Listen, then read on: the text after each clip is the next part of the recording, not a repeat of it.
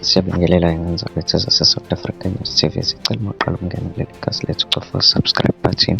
Umdabu waseNdiya usedubule walimaza abafana bamaZulu ngenxa yokuthi uphume ezwa ukuthi bebebanga umsindo emgaqweni. Nanozabethu-ke kuthiwa-ke lapha-ke bebethunywe umama wabo kuthiwa abayothenga isitofu kuze kwenzeke lesigameko. Mina-ke nawe wenza ukuthi bengathanda sihlangana kwisi-comment section sizwe ngalolu daba, zizwele umbiko. Ungakhohlwa ukucofa subscribe button. Danko. Uma wengane akakwazi uma ngoba akekho esimeni esi-right. Ingane besinye esitolo egarage zothenga isitofu, okushuthi bezinomsindo emgaqweni lapho zidlula. Kwasuka phuma owaseNdiya, mephuma wathi bangahambi la kusumgaqo wabantu abamnyama. Wase wathatha izibhamu kwadubula-ke kwalimala kanjalo.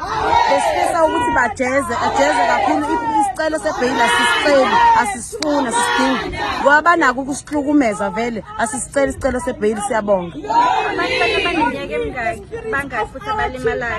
Bebehamba bewu-3, oyedwa uno-20, oyedwa omunye una-25, omunye lo wamakhelwane angimazi ukuthi uneminyaka emingaki ngoba bebathatha, kodwa abalimele bawu-2 basesibhedlela manje, abekho esimeni esi-right.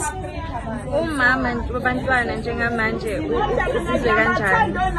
Akakwazi ukukhuluma, ukhona la akakwazi ukukhuluma, uyakhala nje, akakwazi ukwenza lutho nje ngesimo sokuthi ingane zakhe zike esimeni esibi. Imali kangakanani ingane? Omunye udumbuleka ingalo, omunye adubuleka umlebe. Subscribe to this channel.